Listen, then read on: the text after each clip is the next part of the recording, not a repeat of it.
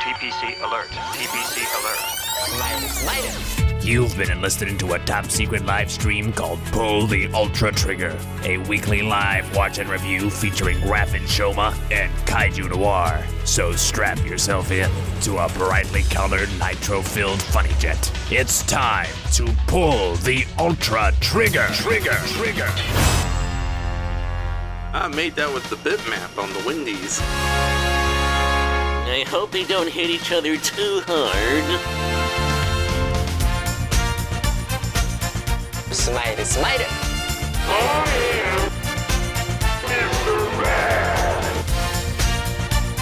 And I'm searching for my knight in shining armor. No way. No, thank you. Are you being sarcastic or sincere or a little bit both? Smite it.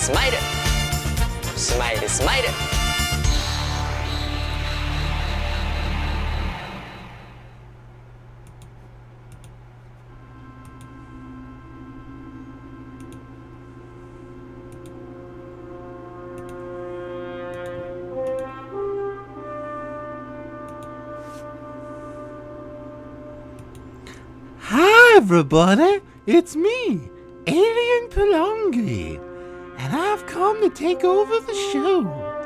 How y'all doing? So in today's episode, what? No! We're What's not going doing on? this, okay? No! Fuck this shit! We're not doing that, alright? Okay? You're not gonna come in fucking interrupting us in the middle of a goddamn podcast. What the? You know, walking around interrupting the show all la-di-da-di-da like this is some fucking game. The fuck is it with you? But you did What two don't episodes. you fucking understand? You did two You got any episodes fucking with idea about, hey, Alien it's Wild. distracting. It's distracting, interrupting people's podcasts with bullshit sci-fi interruption, all right? Yeah, Give me a you give him fucking hell, answer. Andres. What don't you get about it? Get but off the fucking set. It's fucking distracting. Take over today's show. No! You No! gotta be so mean. No more of this shit! No! Oh, man. Okay, fine. I guess I go. But I'll be We're done. back. And you will suffer you. for it immensely. We're done, professionally speaking. Please leave, you. All right. Fine. Oh, wells. Goodbye, Doomzilla and Brayton. I'll see you later. Oh, God. Raph, how many fucking aliens are gonna disrupt our show before we can finally get back to normal on things? I don't know, okay? It's the Ultraman franchise. I keep telling you to close the goddamn door for this exact reason. The door to outer space, you mean? Ooh. Yes. I'm I'm contracted to do that every time you say space. I never said that. So Well, fuck you. Okay, anyway, so yeah, we're alive. Alien Wild's been killed off screen. Turned out that Meph I got better. Yeah. Turned out that after sucking all the souls on Earth, Alien Mephiles didn't have a show.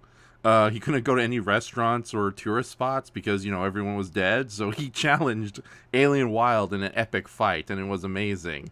And then Palangi showed up, and we were forced to deal with him, so...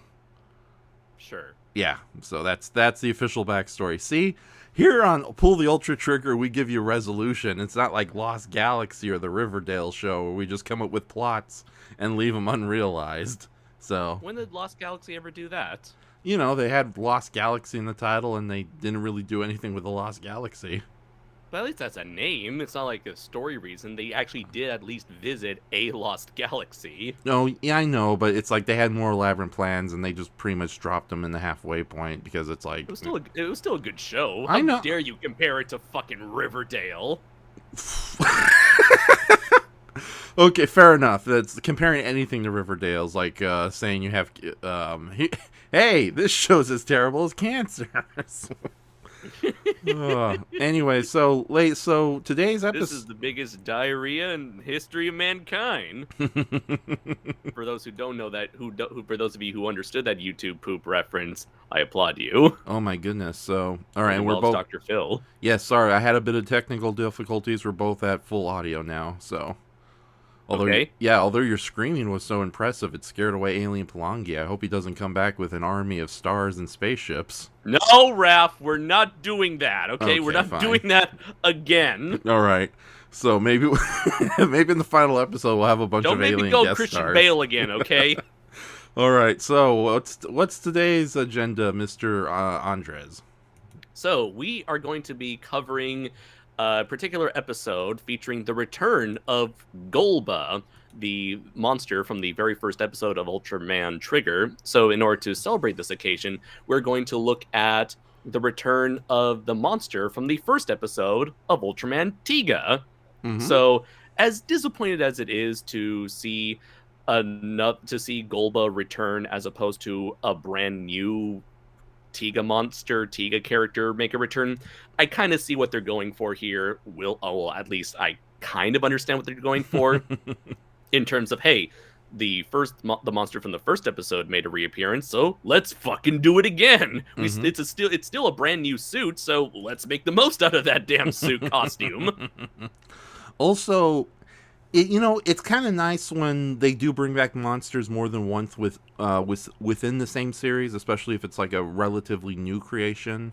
Granted, Yeah. Golba is just a merging of Golza and Melba from the first Ultraman Tiga episode. But it's a new costume, technically new character. Yeah, exactly. So I'm very excited to do that tonight. Hold on, let me Uh-oh. Also, this is something that has gone all the way back to, like, say, the original Ultraman, when they brought back characters like Red King and Balton within the same series. Yes, absolutely, definitely. So now, of course, the real reason they do that is to save money on making a new monster suit. But yeah, if you got it, flaunt it, or it's like don't waste any really cool assets you have in your Tokusatsu show. Plus, it also kind of kind of enforces the idea that these monsters are not just like one-off characters, but are actual species, which is an interesting enough excuse to keep bringing these characters back again and again and again. Although, in the case of Golba, I am curious what is Golba's excuse, given that he was an original creation of the main villain of this show. Oh, yeah. Well, I've seen the episode, but you haven't, so I'm not going to spoil Right. anything, and I think you're going to enjoy what's coming up, so... Okay. Let's go through. Let's welcome everybody to the chat. We got our regulars. We got Doomzilla, Brandzant Films. Who else do we got? Goji Shay. Hey, and Goji Shay says, "Mommy and Daddy are fighting again." No. Shay. Shay.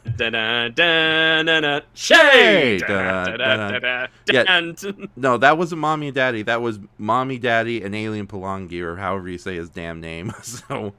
Okay, and Warrior King says only Raph and Andres could bully a space invader into submission. Oh god, you're lucky. You're lucky Yoko Higuchi isn't here. Otherwise, he'll just go full New York, fucking roasting the shit out of this guy and telling him to go back to Joyzy. Oh, should we get Yoko on this show eventually? Why not? Okay. Yeah. All right, fine. So. All right, then we got another guest star because you can't always rely on the ghost of Don Knotts. Yeah, or the living spirits of Wynn and Brayton. So, Warrior. Okay, and Warrior King says Lost Galaxy is my favorite. Raph, you watch your mouth. I like exactly. Yes, okay. I love Lost Galaxy a lot. Okay, but it's just nothing beats the Magna Defender or Icy Angel. They're amazing. Tracks of land. Yeah. Okay, that's enough. Let's not get weird. So, too late. Okay. With you, Raph, it's always weird. Indeed. So, all right. So, also, I decided tonight's chat is just going to be. I'm trying something new, so tonight's chat is only members only. So, sorry to any horrible, scary spammers who want to. And I'm not. Why am I saying that out loud? Screw it. Let's watch the episode. Yes, okay, I got it. It is episode Ultraman Tiga, episode 18, Golza's Counterattack. Right. Oh, wait, before we begin, will you gladly read the description? Okay. Let's see. You put no descriptions here. Oh, wait, no. Here it is. Okay. Golza's back. That's all. What? What? Not all my descriptions have to be long-witted winners. Smayaru, my eye! I read that wrong because I didn't prepare, right? Yes. And the reason we're kind of just having a chill stream tonight is Thanksgiving is next week, and I'll be out of town. AKA the most depressing time for me because I get no Thanksgiving, and the most stressful time for me because I really don't like cooking. So let's share our misery together. Exactly. So 2 weeks from now, we're either going to do a double feature, considering whatever monster shows up after this week's episode, or we'll do another catch up, or even a 3-episode one if we have to. So, but we'll see what happens. So, and Doomzilla's also. Oh, everyone's saying the Magna Defender and Trakina were awesome. Hell yeah. Okay. Yes, they were. So. Okay, but let's get right into it. Ladies and gentlemen, if you see the link, please go to the first link. That's Ultraman Tiga, episode 18, Golza's Counterattack, and go to 00. Okay, I hope you're all on 00. Okay, are you on 00, Mr. Andres? Yes. Okay, then let's begin today's episode, Golza's Counterattack, episode 18 of Ultraman Tiga. All right? 3. Okay. 2, 1, play.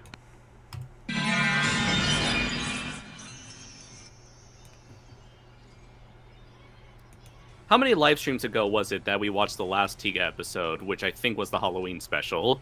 That wasn't too far away. I think that was like maybe 3 weeks ago at the most. Wow, okay. Yeah, so... I will say that it's always a pleasure to revisit this series. Right. Goji Shay, just to answer your question, we decided to move the Hobbit live watch to December because with everybody busy over the Thanksgiving weekend, there was no way we were going to do it. So, yeah. So, and Warrican says Thanksgiving is a wonderful family holiday that stores and corporations love to pretend doesn't exist so they can skip ahead to Christmas. Good point. Good point. Oh yeah, except for supermarkets and grocery stores, they're gonna profit big time off their turkey sales. Brayton says, "See ya." Well, I don't know what that means. I guess he left. So. Okay, that's a shame. Yeah, it's so sad. I kind of have to lower this song immensely because I don't want the YouTube bots to go crazy. Has it happened before already? No, a long time ago when we were doing live stream of consciousness, I played some music that got us closed. So I take chances. I don't want to take any chances right now. At the very least, were you blocked for like? Was it like blocked worldwide, or was it just like monetized by them? Oh no, it was. No, well, I'm not monetized, period, so it's... No, but do they monetize your video? Because that's what they do these days, as opposed to blocking your video, unless it involves a Japanese song. I think they did, yeah, once I played music and then it just popped up in there. But I know that when you do a live stream... But again, did they block it, or did they no blocking, monetize no it? monetization, they just stopped the live stream itself. Okay. Yeah. That's why some Mahjong? Looks, I don't know. You live in Japan. It looks just like that, right? Those are your roommates. I've certainly had sake like that. Yeah. You know, it was fantastic on the last episode of Kaiju Walk. They had Mochiron, the rice log monster, and as a guest star, and they visited a sake factory where they showed how they make sake. Sake factory. Sake. Rice wine factory. Sake. Fuck yay. It's an E. You pronounce E as E. Sake. Not A. E. Sake. Not E. Sock it to me. Fuck you. Uh-oh. It's the version of Japan. The good one or the bad ones? Well, they're not animated, so... Don't worry, guys. It's the world sinks but Japan. Yeah. You know, you guys are safe. Yeah, it's funny. You rarely see mass evacuations in most Ultraman shows, especially in the modern days. Right. And this was even before COVID hit. Because that requires a lot of extra work, as well as a lot of planning, a lot of preparation that you normally wouldn't see on a TV budget. Yeah, so this episode's already kind of starting off on a high note, production-wise at least. All for a reused monster.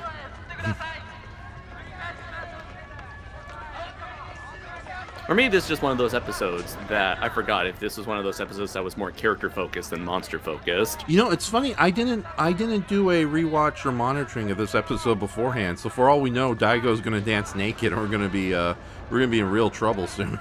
Oh darn it! No, Daigo, no! And that's a secret. It's not that he was forbidden from being in an Ultraman show. He was banned from being in an Ultraman show.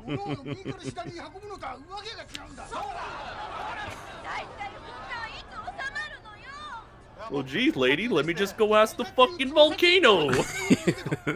Hey, volcano, this lady wants out. No? Well, too bad, lady. Of course you have a Japanese old man making demands at the authorities. No. Oh, so that happens. I'm old and... Yes. Oh, my goodness. I'm old and I demand answers and proper respect, sonny. Oh, my goodness. I didn't know that happened. Yeah, and since Yoko shared this in public, he experienced that himself on the set of Shin Godzilla. Ooh. Oh my he was like, he was like directing a crowd scene, and an old man was just walking by. He's like, "Hey, you don't have the right to film here. I walk across these streets." And it's like, "Mister, we fucking got a permit and everything to film here. Yes, we can." Hey, you kids today. Meanwhile, in America, if you look at a celebrity the wrong way, their security kills you. What a weird world we live.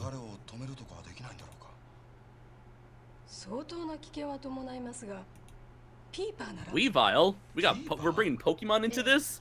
Weevil. Oh no, it's the name of the underground guts tank. And a Pokemon. Huh.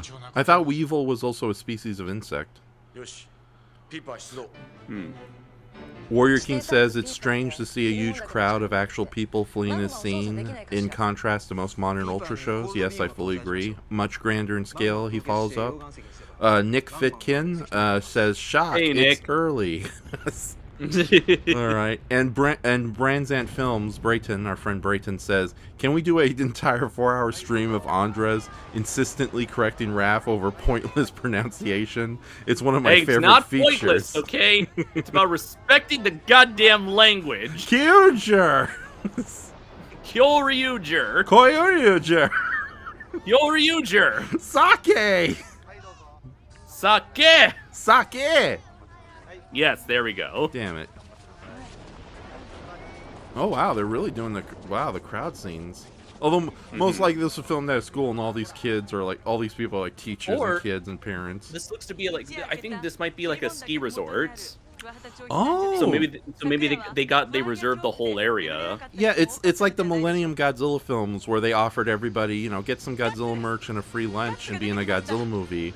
And it's sad to say, when you see some of the fleeing crowds in a Millennium Godzilla film, you can see a lot of happy faces, like, yay, we're in a Godzilla movie, woo!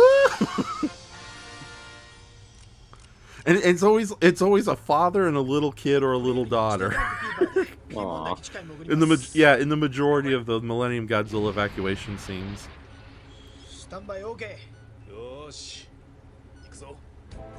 I said Nick Fitkin, Nick. I didn't say Rick Fitkin this time. Maybe he thought you said Fit Nitkin. Oh, okay. That sounds like an exercise mascot. Hey, fellas, I'm Fit Nitkin. Oh, boy! Get ready to burn those muscles, fellas. Ha! No, I don't know who Mickey Mouse is. That sounds a lot like Alien Palange.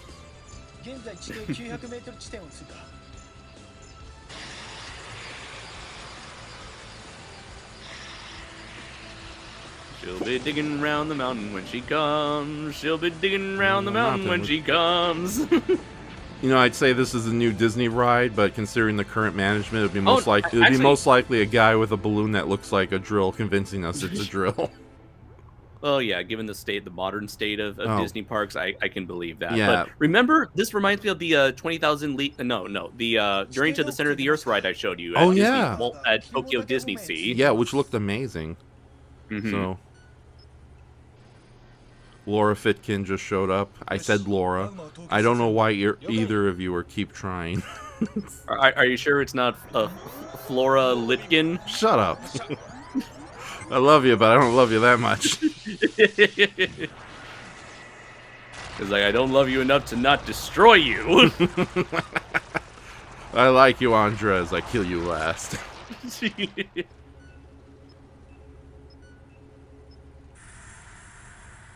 Any moment now, an army of angry Utoms show up. Get that reference.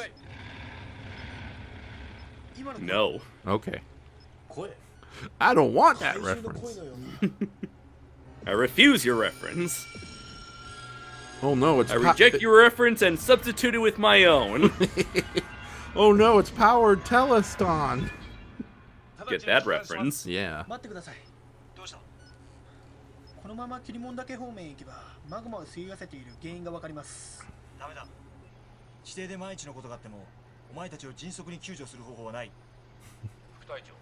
Just tell them that to keep them happy.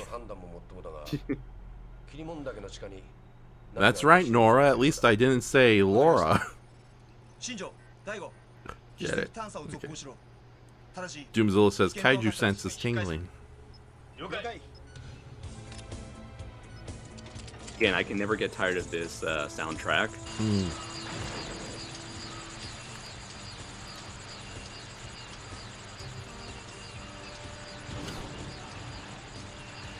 You know, it's one of the better designed drill tanks in Ultraman history, but it's still kind of oddly adorable because It's orange. It looks like it looks like a big, bright, colorful toy. Yeah.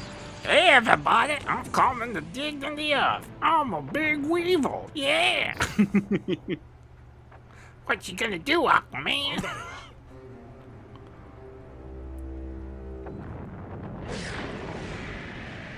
Ah, Kov! 2 series early. 間違いありません。ゴルザは地底でマグマのエネルギーを吸収していたんです。どうしてゴルザがマグマのエネルギーを Now, is this supposed to be a different Golza? No, it's the same Golza from the very first episode. Oh, he does. Wait, didn't Golza appear in the first 2 episodes? No. He just appeared in the first episode and And then escaped. he dug into the ground, right? Yeah, he escaped. Okay. Yeah, so yeah, this is the exact same Golza from before. Nice. Warrior King says the little drill tank that could. Now, it's kind of funny how in a lot of these like monster of the week type shows, a lot of the times it tends to be the first monster that tends to get the most attention in like in terms of merchandising and video games and a lot of stuff. Like whenever you think back to like say Mazinger Z, the ones that get the most attention are I think Doblas and Garza from the first episode. Yeah, the horned skull guy and the 2-headed guy. Right. And in the case of Ultraman Tiga, the one monster that has appeared in other shows and movies is Golza himself. Yeah, well, it's like sometimes first episode monsters are really cool and make an impression, but I think Golza, like I know a lot of the Ultraman Tiga monsters are just kind of light homages to past Ultraman monsters, and Golza stands in for both Gomora and Red King. Or more so Gomora. Oh, no. Silvergon is Red King. Yes, I just realized that, so... but yeah, other than that, though, he doesn't really stand out too much of a monster. I just think he's probably the one that's... I hate to say it, but considering that these are Monster of the Week shows, everyone will remember the first Monster episode a lot better than they will the 15th. So it's just like with Kamen Rider, Ultraman, Sentai. It's like most older generations only remember the first iteration of the hero. They don't really know any other version after that. Yeah. Or like even for in America, most people only recognize Mighty Morphin Power Rangers and nothing else beyond that. Oh yeah. Not even Zero, which was like the second set of costumes. Yeah, and even when they do create new characters, you can tell in a lot of shows they often just reference that, the more famous character. Like Kamen Rider, he fought the Spider-Man as his first opponent, and we've been constantly getting spider monsters in almost every Kamen Rider series. Sometimes even the first episode is a callback to the original Kamen Rider. I guess you can say the same thing with Gundam, where ever since the original series, every single grunt unit in all future iterations of Gundam has to be cycloptic, have like a single mono eye. Yeah. Or green, or both. I think, like, funny enough, the original Ultraman does not seem to carry this tradition, where Bemular has barely appeared in the franchise in general, and in fact, it was the second episode character, Baltan, who was the breakaway character that everyone recognizes. Oh yeah, and that was the second episode. Yeah, I just said that! Oh yeah. Although, so it's like... To be fair, Bemular wasn't exactly the best suit to start off with. Right. It was more like to test the waters. So, like, you tell someone Bemular, they're like, who? You say Baltan, they'll go, ho, ho, ho, ho, ho. Yeah. Yes, Warrior King. Bemular didn't make any true return appearances until I think Ultra Galaxy, the movie. Ultra Galaxy... Mega Monster Battle, Ultra Galaxy Legend, the movie.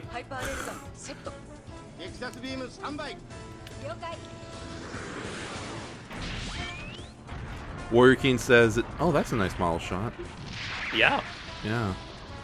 Alright, Warrior King says it's always nice to see Golza again, but it would be cool to see him partner in crime Melba again, which I agree.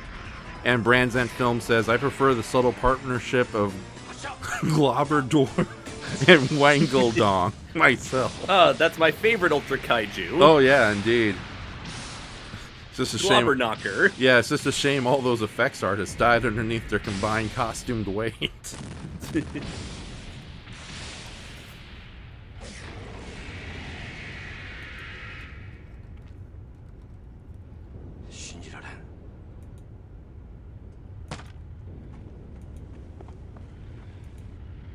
You know what I'm thinking of?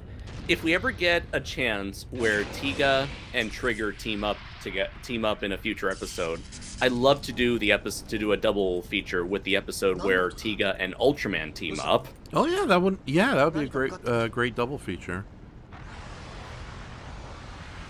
Oh, nice shot there.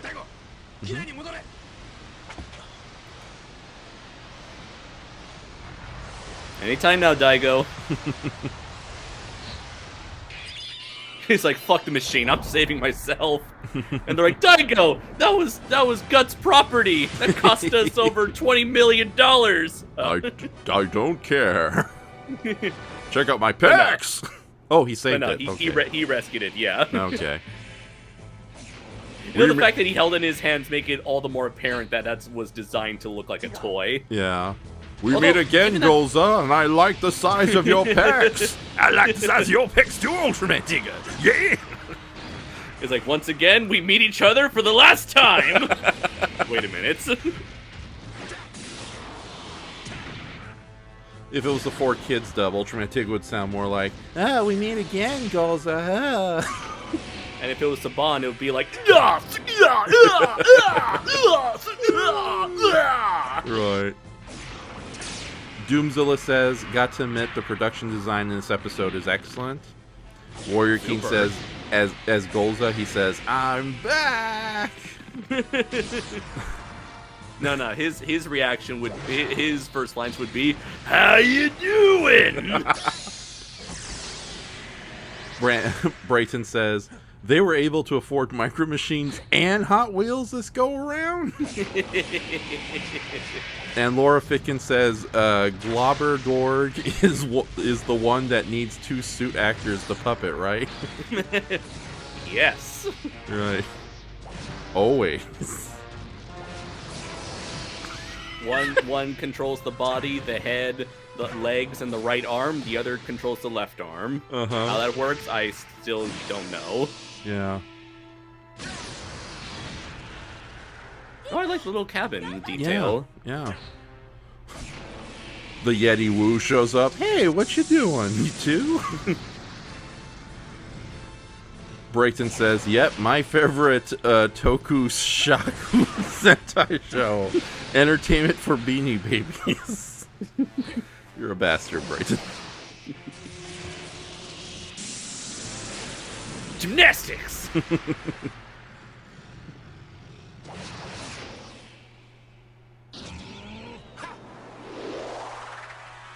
Oh, no, I'm not sure if it's because of the quality of the video itself, but they really made the transformation look more seamless. Like during the first episode, it was very apparent that their digital effects were pretty shaky at the time. Oh yeah.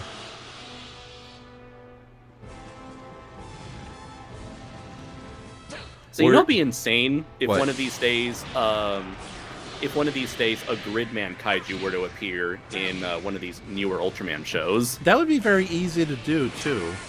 You know, either bring in the multiverse, or because it's a digital monster, hey, we based it on this television show from the 90s. Wink, wink. Right. Which is super surreal when you realize that Ultraman exists as a fictional property in the Gridman animes. Oh yeah.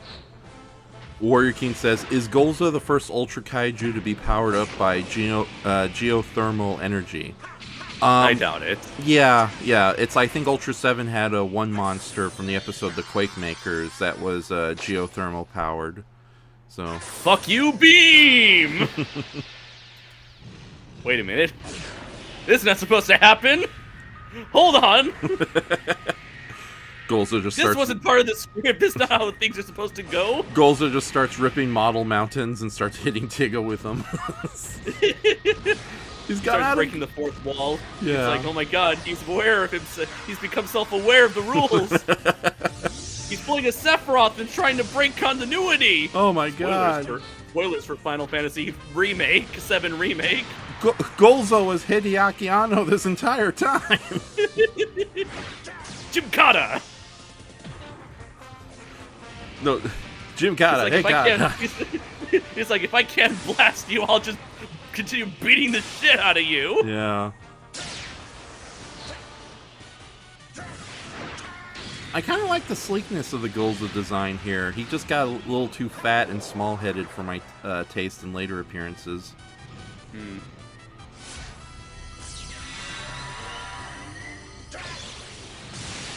Yes, Doomzilla, I agree. The skeleton kaiju from Gridman would be cool to see return.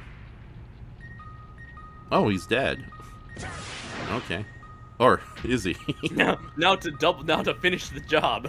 Double tap. Oh, that's cool. The body doesn't blow up, so he's got to do something different now. Yeah. Take it to space and put it in the same elevator that has nuclear powered, man. Oh, he's gonna pull a Superman 4, The Quest for Peace. It's the same reference. Dun, dun, dun, dun.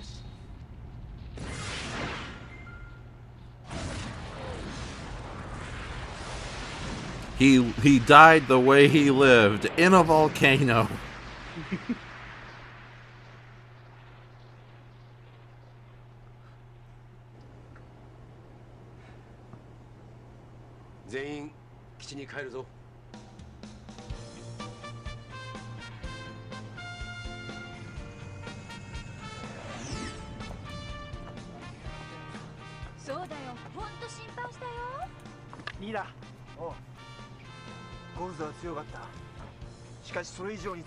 That's the lesson for today, kids. Golza was Frieza was cool. Cooler was Frieza, but Frieza was cooler.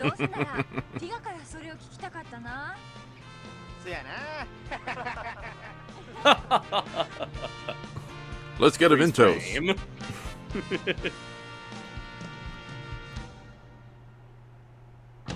I just love we just like immediately like smash cut to the ending credits theme. Tigga, I lack courage now. Tigga, please grant me courage. No. Ah. What a terrible superhero you are. So the weird lyrics in Japanese songs doesn't really matter because there's no rhyming in Japanese music. Here's the thing. These are literal translation. These are literal translations. Okay. And they usually don't work in English. So whenever you get like an English version of the song of a Japanese song, like say take a look at any official English version of any Dragon Ball song, the lyrics are usually completely different in order to rhyme and to better match the tune and to make more sense in an English context. Okay. So this would probably most likely make sense in Japanese. And most of the time when you get like a superhero song, you get some really cool lyrics that are basically like, this character is badass, watch him kick ass. Meanwhile, whenever you look at like a J-pop song, it's always about love and heart and emotion. In fact, like true story, when I started like karaokeing with my friends, like they would often do like the J-pop songs, and like my foreign friends who are used to J-pop, they're like, okay, these are the same usual lovey-dovey crap. But then when I start busting out like say the Kamen Rider Black RX song, they're like, oh damn, these lyrics are badass. I guess they're not familiar with Kamen Rider Black RX, or is that a standard with karaoke? What? Kamen Rider Black RX, the theme music. Oh yeah, Japanese karaoke has all the tokusatsu songs. Oh wow, I didn't know that. Oh, they got all the anime songs. They got all the songs, Ralph. And they got Spider-Man song. Yeah, yeah, yeah! Wow! Yeah, yeah, wow! Spider-Man, go change into a spider! Hitotsuji ni mutekiro otoko Spider-Man. Spider-Man! And they got, funny enough, they got a large selection of English songs with spanning a variety of decades, but no Tenacious D for some reason. Although, funny enough, there is a. Do you know the Latino singer Juanes? No. Do you know Maná? No. Just go ahead and explain. Okay, well, funny enough, there are a couple of Spanish songs that are in the English section of the most karaoke systems. So I'm like, why the fuck is this here? Like they got like a Chinese songs, Korean songs, English songs, Japanese songs, but no Spanish songs. So whatever few Spanish songs they have, they got them in the English section. Okay. Interesting. So now before we move on to the Ultraman Trigger episode, what did you think of today's episode? Yeah, I liked it. Okay. All right, yeah, it was fun. Yeah, it was a very meat and potatoes episode of Ultraman Tiga. Like, it was just a straight action adventure episode. So Yeah. Yeah. A very unique setting, fun build-up, interesting locales, lots of extra work, and yeah, a really cool fight that goes a little longer than usual. Oh yeah, definitely. Yeah, I do. I do love my longer Ultraman monster fights. So it's like, yeah, forgive me. Ultra 7 is great, but then sometimes the fights are only like 2 seconds, and it's like, no, come on. Well, that's because most of that episode would usually they would usually put more effort on the storytelling and human action as opposed to, and kind of like reserve like the last, I don't know, 2 minutes for the actual monster fights. Exactly. So, speaking, since you mentioned Japanese J-pop earlier, yeah. Our friend here, Fire Golza, which is like the improved version of Golza, while gathering images for this episode, I discovered to my surprise that he actually guest starred in a AKB48 music video. AKB48. Yeah, that's the J-pop idol group that contains like 48 different singers. Exactly, and the name of the music video is Gingham Check or something of that nature. I'll share it in the comments section. But yeah, Okay. Even though it's not really supposed to be, it's Fire Golza, the suit being used to betray a 1960s monster, since the whole music video is basically these 40 girls showing up in different movie scenarios. But yeah. He's right now you can kind of see the version of Golza that shows up in the music video, even though he's kind of a relatively minor element. But yeah, it appears to be the more recent Fire Golza that we last saw in Ultraman X, the movie. So Okay. By the way, that original Golza figure that I got you, was that Golza or Fire Golza? Hold on. I think it's regular Golza because I don't see the big orange paint job on him. Veins? Yeah. Or the veins? Yeah, no, I don't see any veins. I'm looking at him right now. It's a smooth pecs, as they would say. Smooth, sexy man pecs. Cleanly shaven. Exactly, yes. So, but yeah, let me quickly share this in the chat section. Yeah, the music video that features Golza. Golza. Oh, I see it there. Yeah, hold on. That's easy. Yeah, that's Fire Golza. Fire Golza. Oh, wait. Okay, hold on. You want to check the comments while I take care of this? Sure. I know Braden was making fun of the certain lyrics and bands. Warrior King says, Kamen Rider Black and Black RX have great music. I definitely agree there. Braden says, love hard emotion, foreign concepts to the kaiju crowd. Okay, I just shared it in the comments section, everybody, at the time of this rating. Brandon says 6 out of 10. Needed more toy. No toys, just toy. Right. Okay, so. All right, guys, thank you for joining us. We're going to go right into the next episode since I can't believe I'm going an hour so far. Okay. All right, let me know when you opened up Ultraman Trigger, episode 18. Oh, okay. Wait. Oh, my God. We have a bit of a weird coincidence going on. What's going on? The episode 18 episode 18 of Ultraman Tiga and episode of Ultraman Trigger are both Golza return episodes. Oh my god! Oh my god! It wasn't a conspiracy. It is a conspiracy. Oh, the Ultra Conspiracy. Oh my god, that's our new show. So. Or what was what's his face? Alex Jones's show called? Oh my god. Yeah. What was it called? Jerk. What's it called? Jerk? No, tell me. What was it called? What was his show called? Damn it! I don't know. Damn it! Why you got the 700 Club for a stupid joke? I don't. What was I supposed to say? The fucking answer of my question. I don't watch Alex Jones. Isn't he like? Everyone knows what he's supposed to call. What's it called? InfoWars. Oh, Yes. okay. Yeah, the guy who's always complaining about homosexual frogs. So Yeah, it's like now it's too late for me to make the fucking Ultra Wars joke. well, that's more than okay because I don't watch shows featuring fat It racist doesn't men. fucking matter. It doesn't matter. Okay, this is a joke making fun of him. God, every time we try to watch Ultraman, you're like, let's watch Alex Jones. No, Andres. not Why? Right, it's like frogs make me gay. He hated Magical Frog Girl so much. They're poisoning the frogs and making Brayden gay. Okay, we better stop before some unnecessary groups show up. Before the YouTube bots think we're being actual legit problematic people. Oh, and then the algorithm actually calls forth like, "Hey, you hate you know who? Let's send more you know who's towards you." I thought it was blacklisted from YouTube. I don't know. They always find a way back in. So no one's ever really gone. I bet. Yeah, give it time. Logan Paul is gonna find another dead body, and YouTube will praise it for an hour before. Well, he's already trying to shill for NFTs, NFT scams. So, what's it called? No. It wasn't an NFT. Yeah, that's his brother. He was trying to pull off a cryptocurrency scam. Oh no! Or what they call a pump and dump, where it's like, hey everybody, invest in this coin. It's called Dink Doink. And then everyone invests, and then he takes his money and runs, and then that's when the currency goes kaplat. Oh my God, these people are in charge and successful. Wow, fuck them. So, in the words of Logan Paul himself, buckle the fuck up.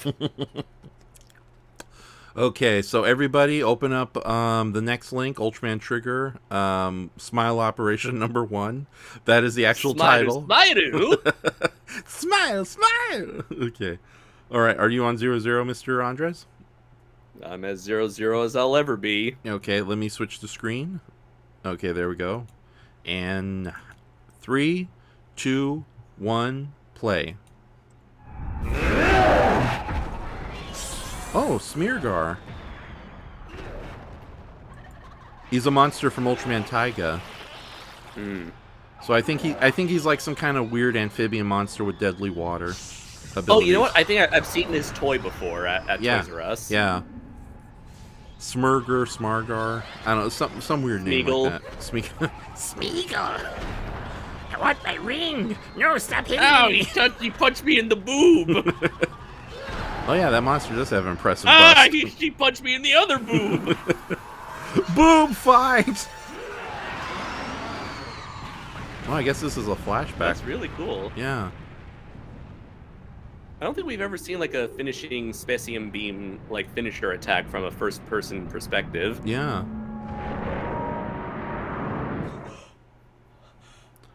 Did I just have a wet dream? Oh no.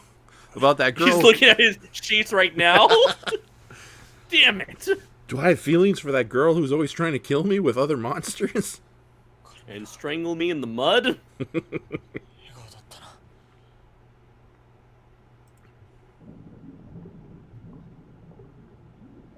It'd be worse if he was actually sweating. Oh no.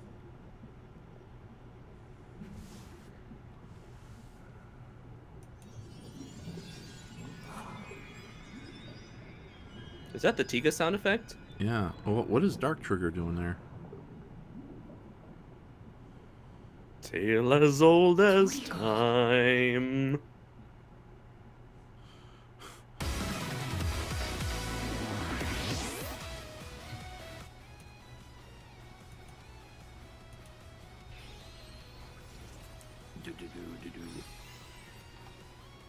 Oop. Sorry about that.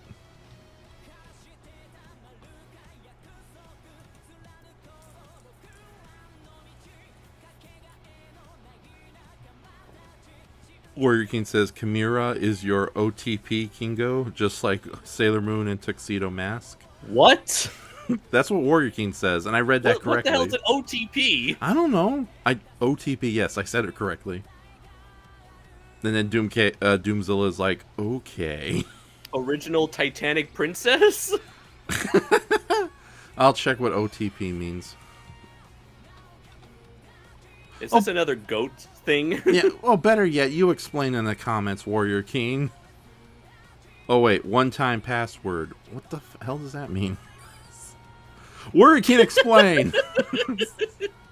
Oh, one true pairing. It also means one true pairing. Okay. Fucking lingo today. You damn weebos, you made me look worse than I already am. You're banned from the show, Warrior King. Come back in 2 minutes. Oh, okay. I just noticed that they replaced the Tiga's power and sky forms with dark and glitter Tiga. Right. Trigger, I mean. Okay, the monster at the beginning is Segmagur. Segmagur. That's the name of the monster. Segagur? No, Segmagur. I'm saying it correctly. It's Segmeger. Smegmer? Okay, whatever. And yes, he's a monster from Ultraman Taiga, which is one of the few Ultraman shows that haven't made into America yet. And he is a poisonous space kaiju who debuted in episode 5. So...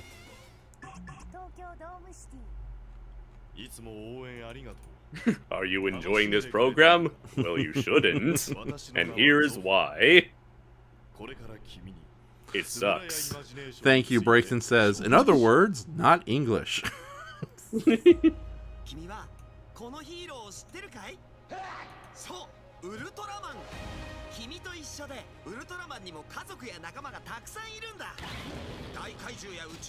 know, the funny thing is, anytime I would share like something that's like tokusatsu related, be it like Kamen Rider or Ultraman with my students, they'll always be, and it's like maybe I'll tell them, oh, I was watching.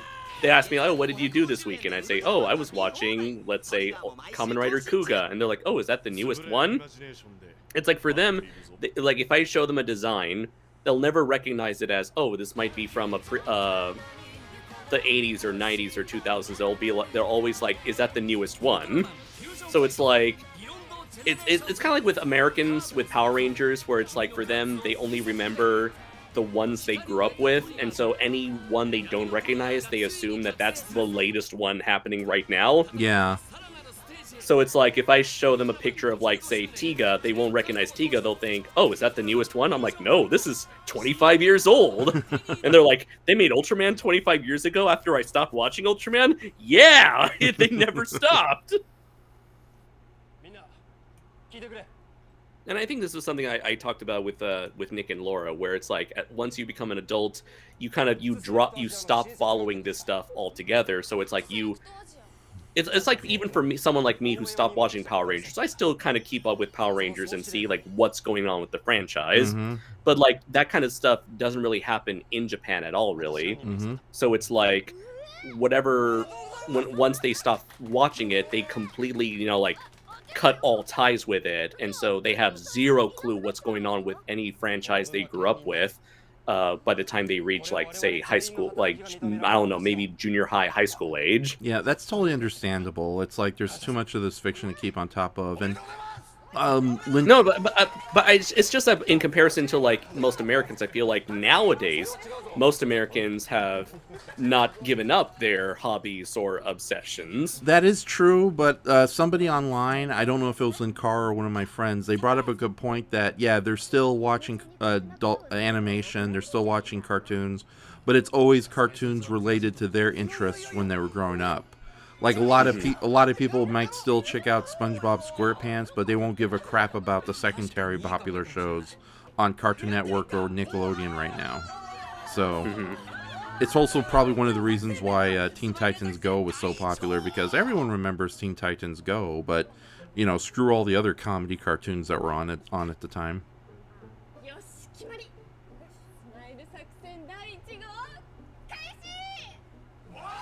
Oh, they're being overly cutesy this time. Okay, so they're planning a surprise party for him. Yeah, since the captain announced he's being promoted to the main branch. Wait a minute, Rule 34? What the fuck's doing that in the background? R34. Rule 34's more behaved brother-in-law. Warrior King says, it's interesting how Zophie continues to enjoy a respected position in the Ultramen, despite never being the lead of his own series. He's too good for a series. That's why. Uh-huh.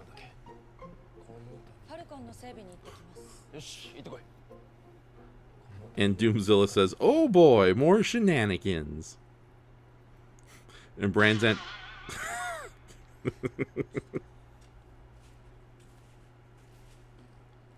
bunch of goofballs.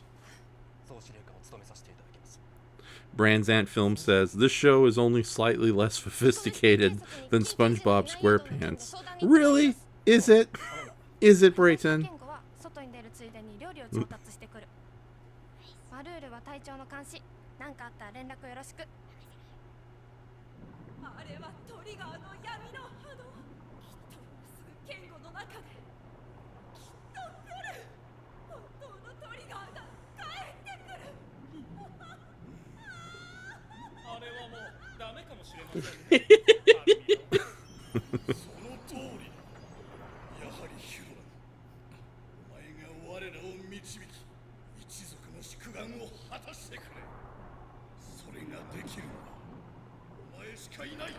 I don't know what you're talking about. You're going to have to repost it again, Brayton.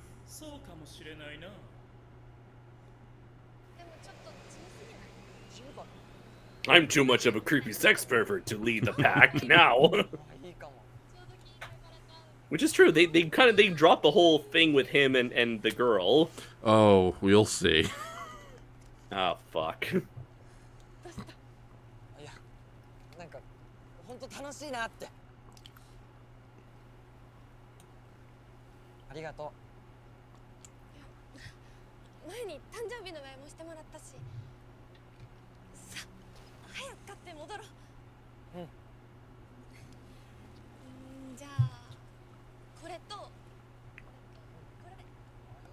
Oh no. No, no, no! What am I doing at a time like this? That's what we're asking, buddy. What the?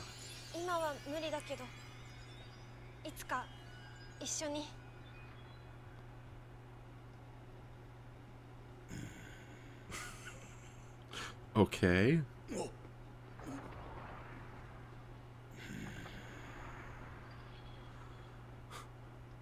kind of romantic anime crap is this? Warrior King says, "Dargon, sit down, you're drunk." And Doomzilla says, "Of course, your worst nightmare on dress."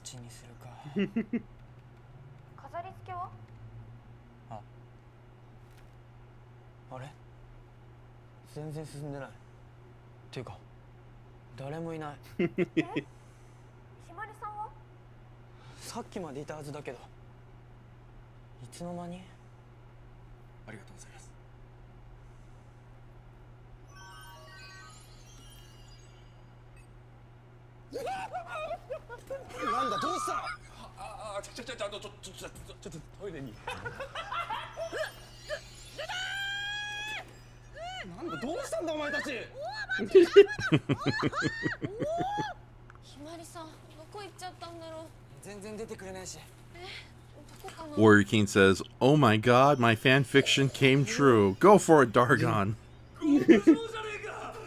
Go, you creepy sex pervert.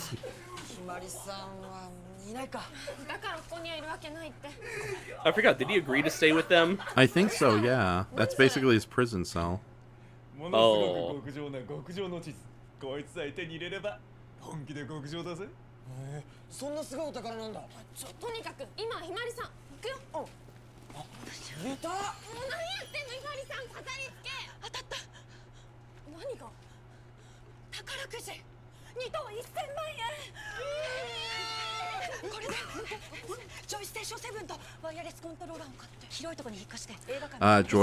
Joy Station 7 without a Wii remote.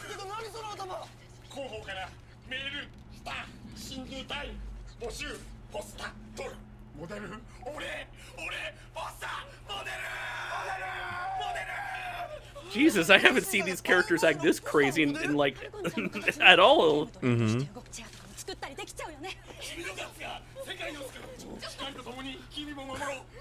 He's acting exactly how I feel when somebody invites me to their live stream that isn't my own. I get to talk about Danger Diabolic, yes!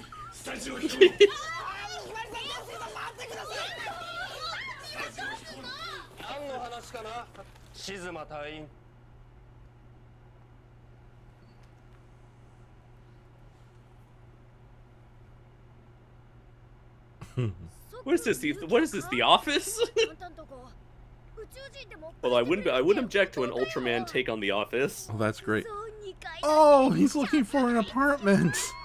Aw.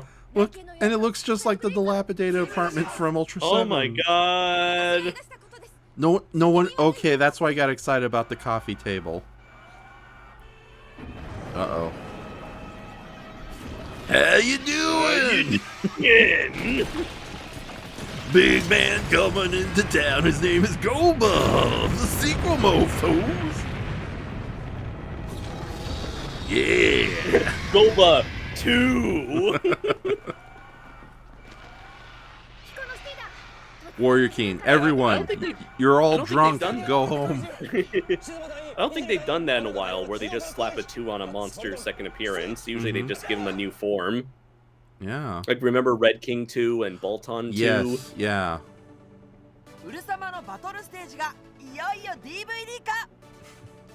And those Japanese katakanas, I thought it said DVD it. That's a kanji. Right. どっちも最高だったな。ウルトラヒーローズエキスポ2021サマーフェスティバル DVD 2月9日発売。 Oh, it's coming out next year. Wow, they've been advertising it early. No, it's next month. Oh, okay. Yeah, Christmas Day. Mommy, Daddy, I need this live show now. Raph, no. Andres, you're in Japan. No. It probably wouldn't even work on my DVD players. Well, I could find whatever Ultraman DVDs I could, and send them your way, or Blu-rays, because those are region free. The only ones I'd be interested in would be like the complete Kaiju Walk collections. Because I love that series, but they're not showing not all the episodes on Tuburai Productions' official YouTube channel. So. I noticed they're no longer showing the Daigo commercial. Yeah. That's probably to show off this guy instead of the Tiga. Warrior King, I personally didn't notice any physical differences between Golba 1 and 2, other than the wings being folded back.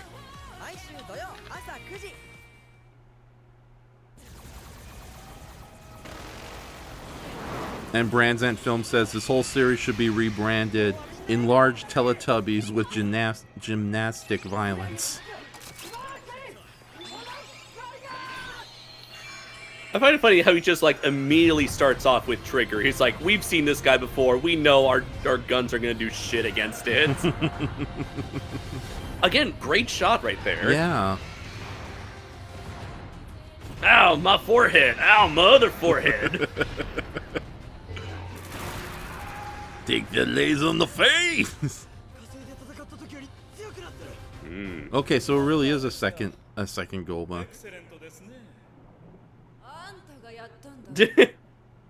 What?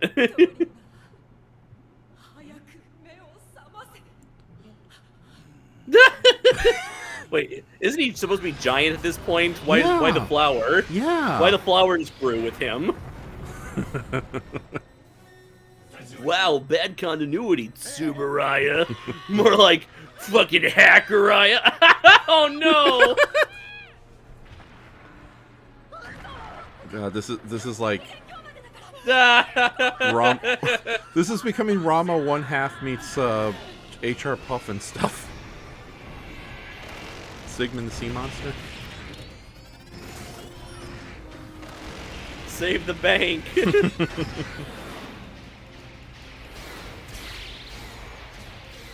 Preserve capitalism. No. Wait, why? Damn you. Golba, why would all these things be right next door to each other? Oh no. It's fucking Japan. Everything's conveniently next to each other. No! Not the apartment! Oh, he's With like, the- fuck yo. Fuck your apartment. With the telephone and cat sound effect. He's like, fuck your couch. From Doomzilla says, the Chappelle Show. yeah, Doomzilla says, I call shenanigans, why is the flower bigger?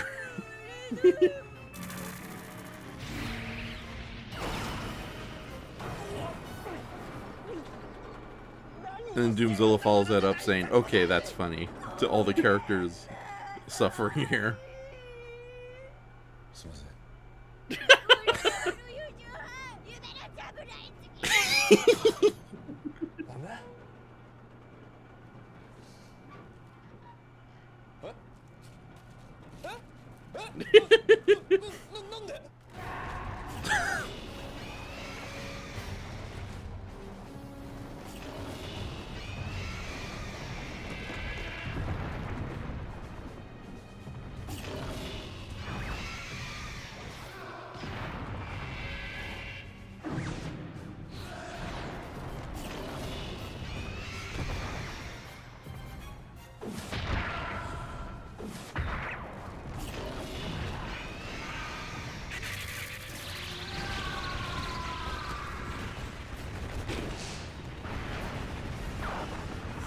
It blows up really good.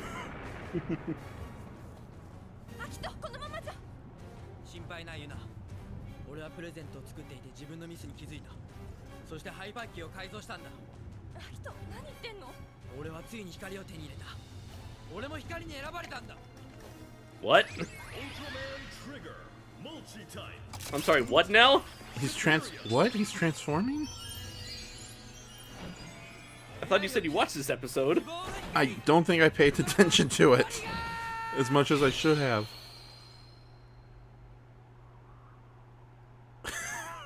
It's like, you stupid fuck. なぜトリガーに変身できないんだ？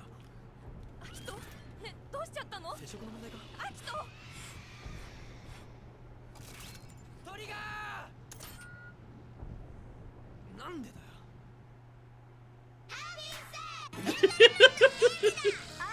Is this part of the show? Brayton, you really need to put this McDonald's commercial into the Mystery Science Theater episode. I don't care if it's decade inaccurate. He's like, Trigger's like watching the little kids. He's like, yes, I approve of this. I got nothing better to do. So I look at children. Laura Fitkin, I don't know when the bear is supposed to show up, okay? That's a reference to Prophecy, which sucked! Now that's the one with Christopher Walken as a killer bear, right?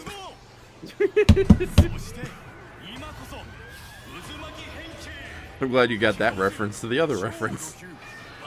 Wait, did you watch Prophecy with Laura recently? Yes, oh my... because Ace showed us that movie and we hated it. Oh my god.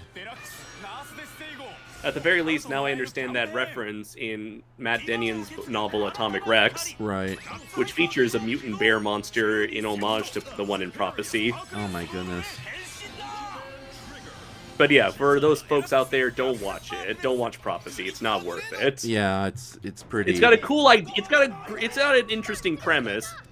It's just got a very lackluster execution with, yeah, with barely any bears.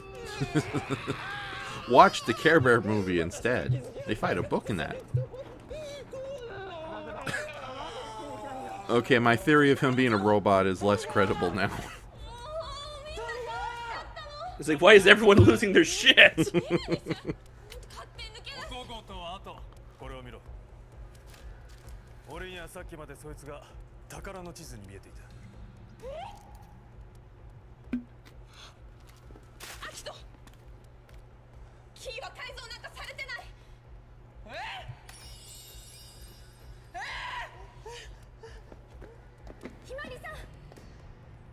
Oh, they're all under illusion. Ah.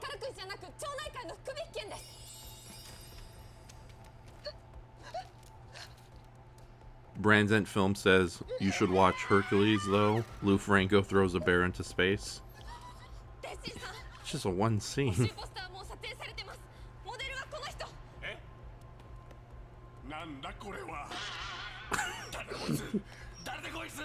Yeah. This is the only this is the only time they've ever like had inserted cartoony sound effects.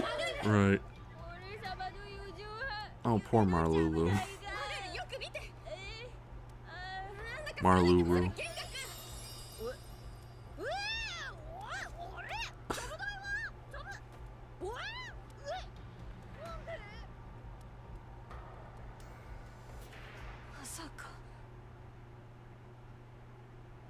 Yes, Doomzilla, I do agree. This is similar to the Dream episode from SSS Gridman. Just more ridiculous and played up for laughs. Uh-huh. Although that Dream episode of SSSS.Gridman was a beautiful episode. Oh, yeah. Probably one of the strongest ones from that first season. It's like, oh no, this is real. You are badass, Captain.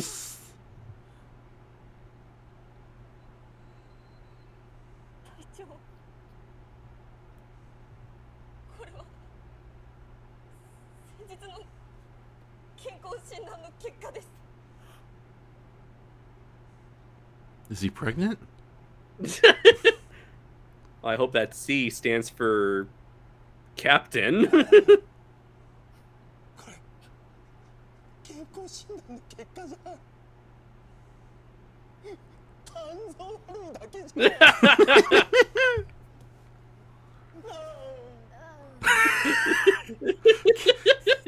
is so out of character today. Of course, he takes himself so seriously that the moment something goes wrong, he loses his shit. Oh, they're being attacked psychically by some psychic. Yeah. He got hit in a place that he's got hit in his weak spot. His pride. That's it. You attack the pride, you destroy the man. Bad liver and panicking. Yeah, he's definitely not an android from Planet 4. Oh, and this was his hallucination.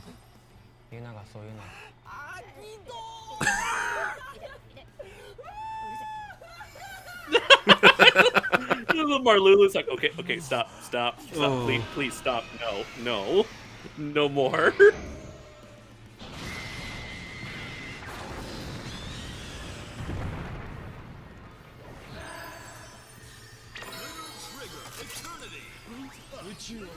How dare you make me look more like a fool than usual? Only I can do that! Brayton, Captain is so out of character today. The crew of Captain Kangaroo after a night of violent binge drinking.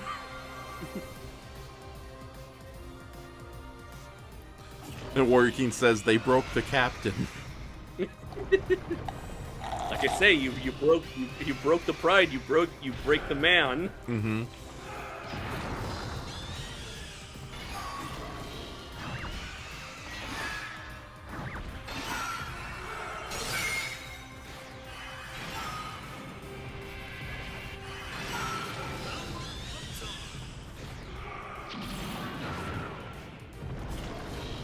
Well, look on the bright side. Since this is all psychic hallucinations, you know that Dargon didn't really get a rose from his girlfriend. Ah. It was only a dream. Mm-hmm. It was only a dream. Dargon wakes up in bed. I had a dream, and you were there, and you were there. And that could also describe why Camilla was supposedly hearing Trigger. Yeah, or when Dargon told Headroom, it's like, you should take over. Oh. So they're all being psychically played. Yeah. Oh my god. Ooch. Cut in the face. Oh yeah. Being sliced in half, my one and only weakness. I'll be back in merchandising form. Look, Andres, I have the Golba Pog. Golza's back in Pog form.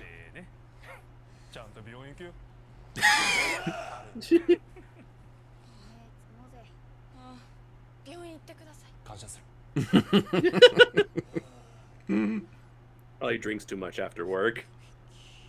Okay, Warrior King says, I'm guessing Glitter Tiga sounds much cooler in Japanese than it does in English. And Brayton, because it's a foreign word. Right, and Brayton says, this show is a psychic hallucination. This is what Timothy Leary and Nixon watched together? Oh, here comes the twist ending. You're going to love this.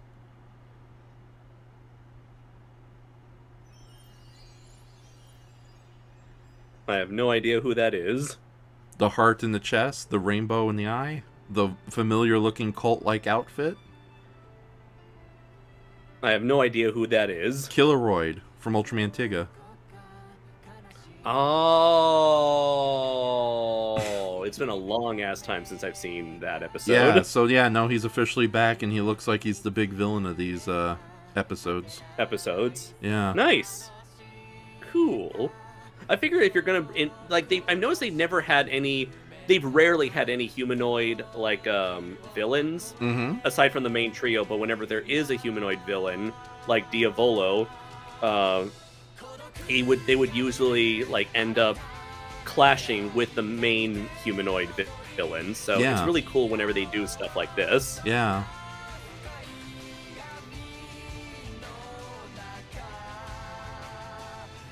Yeah, for once, I'd say the over-the-top acting and cartoony nature actually worked for me this time. And this actually probably might be one of my favorite episodes ever from this show. You know, I have an unfortunate guilty pleasure for comical, silly stuff, but I'm glad you said that because I was enjoying this episode quite a bit. And actually, it really helps. You've seen these characters enough to where you know what they're kind of obsessed about, so it's it makes sense. Each obsession of theirs makes sense for each of them. Mm-hmm.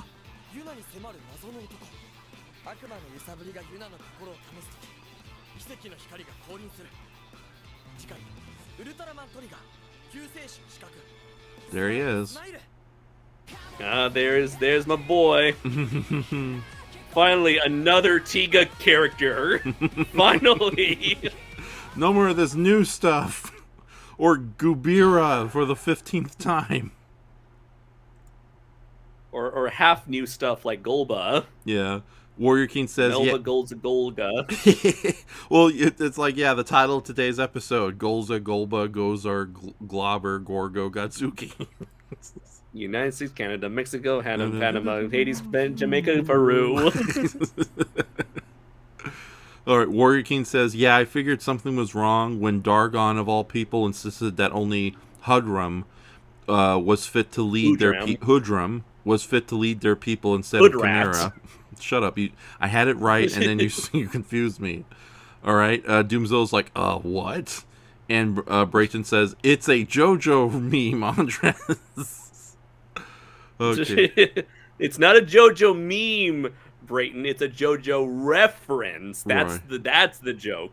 The reference is the meme. The meme is the reference. Mm-hmm. Nick Fitkin, husband of Laura, says, "Oh, now I just wish Ultraman was Milhouse." Why?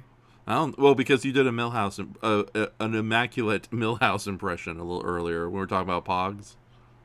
Oh, okay. Golza's back in Pog form. Right, and then Nick follows that up saying, this show is so cool, and all I did was put Ultraman in my name, Ultra House. Oh, okay, you're doing an impression. You honestly don't care about this show. You're just referencing Milhouse, one of the greatest lyricists of our age. Yeah, go on, you read it. King guy, it was me, Kilroyd, the whole time. It was me. It's me, Ultraman. It was me the whole time. Yeah, but no, I'm happy you enjoyed this episode because, yeah, I watched it beforehand, but I only saw mostly the action bits. I didn't know why all the characters were acting. I just thought there was just comedy for the sake of comedy. I didn't know that there was an actual reason to it. So so yes, kids, there's a plot to these terrible Ultraman shows. And it's funny too because as I've previously mentioned in past episodes, Killeroid is not one of my favorite monsters from Ultraman Tiga, but the way they handled hinting at the character's menace here, I'm actually excited about next week's episode because this is a great. Oh my god! Yeah, this is a great way to take the character because in the original series he just came off as ineffectual yuppie cultists. Here, it's like evil mastermind who's manipulating everybody's dreams. It's like, hell yeah, do that. And Shoma approves. I guess we know what we're gonna do for our next two-parter. Yes, we're gonna not two-parter, but double feature. Yes, we're gonna check out Killeroid's first appearance in Ultraman Tiga, followed by this episode. But we'll see what Thanksgiving does to us. So there's a good chance that we're either gonna do another catch-up episode 2 weeks from now, or we're just gonna watch all 3 episodes and see where we're at, or maybe we'll even do 2 episodes of Pull the Ultra Trigger in 1 week. So. And Brayden asked us to read his response to Nick, where he says Ultraman is Millhouse and all of his fans are Ralph Wiggum. What does that make you, Brayden? Montgomery He Burns. brains the. I don't watch Simpsons often, but he's the bully that goes ha ha. He's way less intimidating though. It's like, I know we're the same size, but like War of the Gargantuas, I think we're equally fit if we were in a physical battle. So, what was the other thing I wanted to bring up? He'd be the Green Gargantua, the more wily and quicker of the two. I'm trying to think there was something else I wanted to bring up about this particular episode. I know it was. Oh yeah, now I know. It's like I can see why they brought back Golba, because the focus was clearly on the human characters, as I predicted, to where they wanted to focus more on the human stuff. And it's like, for the monster stuff, let's just bring back an older monster. And since it just so happens to be the 18th episode, let's do an homage to the 18th episode of Tiga. Okay. So you end up having a monster that doesn't need to be established, because we've already seen this monster in the pilot. So that's more time to do this comedy bit with all the characters. Oh, that's a very good point you brought up. I didn't even realize that. So meanwhile, in the case of Ultraman, it kind of goes to show the approach to writing when it comes to how Tiga handled the return of their pilot monster with how Trigger did theirs. Tiga, I think they spend most of their time setting up a new interesting location by having a volcano erupt in the middle of a ski resort. Mm-hmm. So the majority of the episode was focused on that. Meanwhile, with in the case of Trigger, it was all focused on character-based comedy. So it's really funny to think that Trigger, at the end of the day, it was promoted to be a Tiga tribute series, when in reality it's tonally a very different show altogether. Mm-hmm. In fact, you could easily have had this be like just Ultraman Trigger be its own thing with no connection to Ultraman Tiga whatsoever. It just so happens that this was the series they were working on just as Tiga was turning 25. Okay. Now, so you end up with. I feel like I don't hate the show for this reason. Mm-hmm. I feel like a lot of people are disappointed by the fact that this show is nowhere near as good as Tiga, nor is it trying to replicate the look, tone, and feel of Tiga. Mm-hmm. And I can see where they're coming from here. Like, we're about what are we, 18 episodes in? We're well past the halfway point. So it's like, in no way is this show really have anything to do with Tiga, aside from a few nods and references here and there. But overall, this really is its own different show. It's its own different show, for better or for worse. And you know what? For me, I'm fine with that. Mm-hmm. Well, with that says, we're not only past the halfway point, we're practically coming towards the end, because there's only 6 episodes left. So if there's like 25 episodes. And I do like the idea, if Killeroid turns out to be the true final villain of the whole series, it's like, that's an upgrade for a character I previously didn't like. Although again, this series is written by people who used to work on Super Sentai and Kamen Rider, more so the latter than the former. And that is a trick they pull in a lot of Super Sentai shows. You have a likable cast of heroes and villains, so you got to bring in a third, scarier party for the climax. Right, because at this point, I'm sorry to say, but the trio of villains are not threatening at this point. Like, I like them a lot. They're a lot of fun to be with, but as far as like evil villains, I really just don't buy it. So.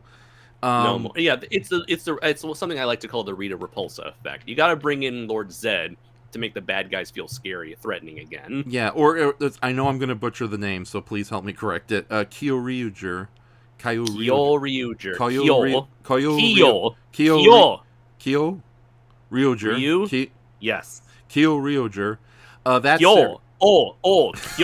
Kyoryuger. That's Super Sentai series. One of the things I liked a lot about it, but also one of its big weaknesses that everyone else hated about that series, was that the villains and the heroes, they weren't really, like, despite having some vendettas against one another, they were really betrayed throughout the majority of the series, like frenemies, interacting with each other a lot. And there was a lot of episodes where they even kind of had to join forces together for both simple reasons and major reasons towards the end. And yeah, it turned out they needed to bring in some third-party villains just to make everything work, because at the end of the series, practically all the villains joined forces with the heroes, even the ones who eventually ended up dying in battle. So, but it's like, I enjoy that series a lot because of all the really cool character interaction and lovable comedy that was going on. But yeah, I'm seeing a little bit of that happen here. And do you think that's a kind of a strength or weakness of the show? Of what exactly? Just having likable characters on both sides, and it's more. It's like given who this is aimed at, mm-hmm. and the kind of stuff that we grew up with, I think it's a strength for the show. Right. Okay. So, because we all remember the likes of Rita Repulsa, Finster, Squat, Babu, Goldar. Mm-hmm. And so I think, in all honesty, this works for its demographic. At the very least, adds more characters for people to remember this. And Brayton, take another quack at it. Yes, even Ivan News. I'll throw in Ivan News as well. Right. So, all right. But no, I'm looking forward. Like, I've come to like this series a lot just because of how colorful and entertaining it is. And, of course, the action sequences are really good. So I'm a little sad that's about to wind down. I wish we could have gotten maybe like third. Laura said Garo ruined this already. This already not good show for me. Nothing can compare to Garo. I'm sorry. Laura, you have. By the way, stay tuned for our Laura, Nick, and I's upcoming 2-hour review for Garo. Oh, you're doing that? Yeah, we finished it. We reviewed it, and we're having Garayan do the title card for it. And so, yeah, look forward to that. I will. And for anyone who is looking for a kick-ass tokusatsu show that brings the action and the drama and the character stuff and even some funny moments, watch Garo. I implore all of you to watch Garo. Right. Now, unfortunately, though, do you think it's a situation like the whole Batman versus Superman? People just prefer dark and gritty, or is Garo a generally good show? You've never seen Garo? No. Fucking watch it! Okay, but yeah, is it a good show, or is it just people like it because there's blood and guts in it? It's fucking Garo, damn it! Watch it! You're not answering my question. It's not. It's.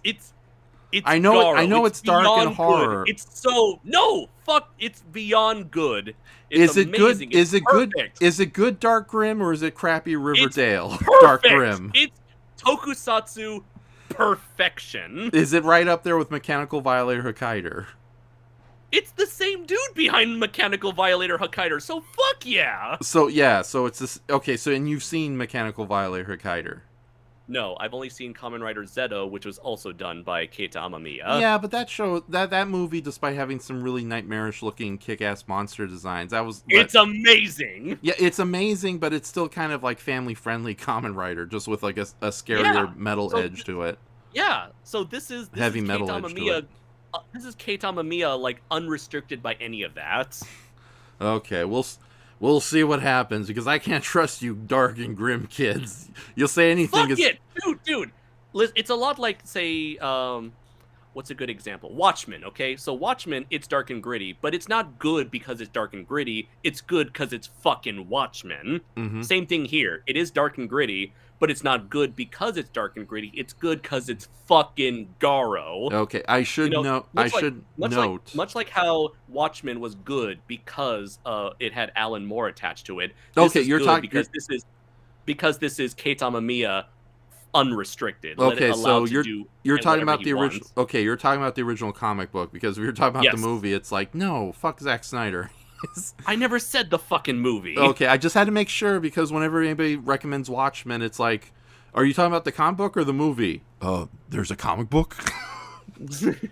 I get that a lot. So, okay, if you're comparing it to the first, okay, that's a good comparison. I will give it. Will give it a watch. It is the Watchmen of Tokusatsu. If you've ever been put off by Tokusatsu, Brayton, because it's stupid and silly, like Power Rangers. If Garo doesn't do it for you, nothing will. No, me and Brayton just had a double last night. We had a double feature of The In-Laws and Cash on Demand, two great suspense comedies from the 60s and 70s. What does that have to do with anything? Here's the thing, though. I think he's well above Tokusatsu at this point because both films were amazing last night. But no, I will definitely check out Garo when the chance comes. I just wish the DVDs weren't so fucking expensive. Really? Because Laura and Nick were able to get a Blu-ray that's relatively cheap. It was what? How expensive was that Blu-ray, guys? Don't talk in the audience. Go away. This is my show. Damn it. No. First off, Nick and Laura, did you get it when it was new on sale, or did you get it like a couple of weeks after the fact? Because there's a big price difference. Amazon. Everything's cheap on Amazon. Okay. Yeah. Can we watch the first episode with Raph? Yeah, we'll see what happens. I'll be up to it, but do it. No, fucking Garo. No, I promise Laura we do a Fan of the Paradise live watch sometime in December, along with The Hobbit, if things work out. So. Okay, but no. Yeah, watch Garo. Right. But no, with that said, my preference is more for the light and fluffy, and I am enjoying the show quite a bit. So, I just wish we had a little more than just the 25 episodes, like either a full 30 or even 36 or 39. They like the original Ultraman. I don't know, and it's weird too. We're coming towards the end of this series, and there's no rumors about what the next Ultraman show is going to be. That is true. Usually, we do get some vague inkling of what's to come. Soon. Yeah, here we go. So like volume 1 for Garo is this is the second season. Yeah, all of them are like roughly between like $10 to like $30, $20 or $30 on eBay. I mean Amazon. On Amazon, yeah. Okay, I don't mind paying $10, but like $30 for just a single okay. So, hopefully it's not going out of print. I should pick it up now before it disappears, so. And this is the first series too, right? I keep seeing only the DVDs for the second series keeps getting advertised. Let's see. Looking at it right here. Let's see. Where is it? Yes, Shay. We know you love classic Doctor Who. I got to do something Doctor Who related soon. Let's see. Also, earlier before he said, Warrior King said, no promises since I'm still Christmas shopping, but how much does it cost to commission you guys for a TV movie review? I think you mentioned it before in an early review, but I can't remember it. Are you referring to me or to Raph or to a collection of us? What exactly was it? Yeah, let's see. I don't know. Warrior King, just contact us contact us later, and we'll see what we can do for you. So I'll even do a title card. Where can they reach you, Raph? Oh yeah, hold on. Better, you can get me through my DeviantArt page, and show. It's all in the description. I'm also on Facebook, my official Facebook, as well as my online blog, which we can kind of ignore. I'm also now on Twitter and Instagram now that I figured out how that works. And there is an ENSHOHMA Patreon if you want to throw a couple bucks my way. So, as well as you can commission me for artwork on that website too if you want to do it through there. But yeah, you can contact me there. You can also just, I think you can also contact me through YouTube. I usually check my messages on that too. So yeah, please, Warrior King, we wouldn't mind doing a review or live watch of whatever this TV movie is. And I wouldn't mind whipping up a very easy single character title card for it too. So you'll get more for your buck. So, all right then. Yeah. Just message him, and I don't know what Raph would charge for a review, but yeah, you can do that. Yeah. No, it would have to. I do want to give some money to Andres here too, so we'll discuss it too. And he was referring to both of us. Okay, and Nick said, legit one for $38 on eBay for the whole series, which is 25 episodes. Okay, all right, that seems. Says. And he says that like the Blu-rays are available on Amazon. Region-free DVD set has all the seasons, but was really cheap on eBay. He says the first part of season 1 is currently out of print. Okay, yeah, I found part 2, but I don't know why part 1 is out of print. Okay, yeah, that's the every time I see part 1, it's always like $40 to $50. So yeah, and that's the one with all the cool monsters too. I don't want to see the second series. Also, I can just send you a Google Drive link, which is how we were able to watch it. Don't say that out loud. We don't want Mr. Zaram to sue us. Oh, you filthy sons of bitches. Ooh, no. Or in the words of David, "Ooh, you dirty motherfudgers!" Cut to me. Ooh. Cut to me and Andres being killed by the cyber ninja in the woods. Get that reference. So, okay, how long have we been going here? Too long. Hey, Earth Paragon. It's good to see you, man. Sounds like a business meeting. Now, oh my goodness. So, yeah, we have been going on for. Oh, they don't tell you how long we've been going. Well, that sucks. Okay. How long have we been going, fellas?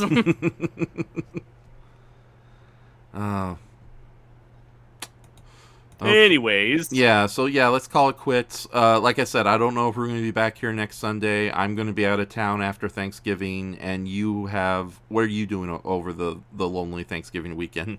The same thing I do every night in Shoma. Try to take over the world. He's Andres and Raph. Andres and the Raph. Oink. How you doing? Do. Why did I say oink? I'm supposed to say snarf. Narf. Narf. Okay, so yeah, I think we'll call it quits here. Anything? Oh, we've been going for an hour and 36 minutes. Okay, we might as well that's end not bad. Yeah. Yeah. So, okay, I'm gonna stop while we're ahead. Yes, exactly. So, all right. Anything you want to plug before we call it a night? Yes. Be sure to check out Primal Warrior Draco Azul, my indie comic, which is available on Amazon, Kindle, Comixology, and be sure to check out the novel-length anthology Primal Warrior Draco Azul, Full Metal Chronicles, and my upcoming novel Primal Warrior Draco Azul, Soulless Blood. And for any and all future updates concerning Draco Azul, be sure to follow me on Twitter at PW_Draco Azul and on Facebook through the Primal Warrior Draco Azul page. Oh yeah, as well as Instagram at Kaiju Noir and YouTube at Kaiju Noir, where you can see Nick, Laura, and I's upcoming 2-hour review, podcast-style review for Garo, the original 2005 series by Keita Amamiya, character designer and director for a number of tokusatsu projects. If you haven't heard of Keita Amamiya or Garo, I highly implore you guys to check out Garo, the Titan Goji's review of Garo, as well as the 90s Kamen Rider trilogy of Zeto, J, and Shin Kamen Rider, which, of course, Titan Goji has already reviewed as well. Right, and if you guys don't mind commercial breaks, Tubi, a free online service with tons of movies, has both the dubbed and subtitled version of Mechanical Violator Hokkaido, so definitely check out that movie too. It's a lot of fun, so... Which is also from the creators of Garo, so I'm not just, throwing stuff to the wind. And also, yeah, thank you, Earth Baragon, for the work you're doing for me. So I'm sorry you came in late, but yeah, I had a fun time doing the podcast with you last week, despite some of the spam bots attacking us. So, and Doomzilla says, take care, everyone. If there's nothing happening, have a happy Thanksgiving. Thank you very much. Yes, I will check my emails. Thank you so much, Earth Baragon. Nick Fitkin says, happy Thanksgiving, all y'all. Warrior King says Andres and the Raph wasn't the same after Elmira joined the show. So is Brayton Elmira? I was about to ask, who is the Elmira of this dog and pony show? Yeah. Okay, so yeah, thank you everyone for joining us tonight. I'm going to close out with a song. We'll keep you updated about what happens next week, but most likely it's going to be another 2-week break until we start the show again. But if we do come back, we'll try to do more than just 2 episodes. So, all right. So, and also all the plugs that Mr. Andres gave is in the description below. So, Kaiju Noir's various links. So definitely check out his comic. It's really cool. So, Shwatch! Yeah. All right. So, that's it. Bye.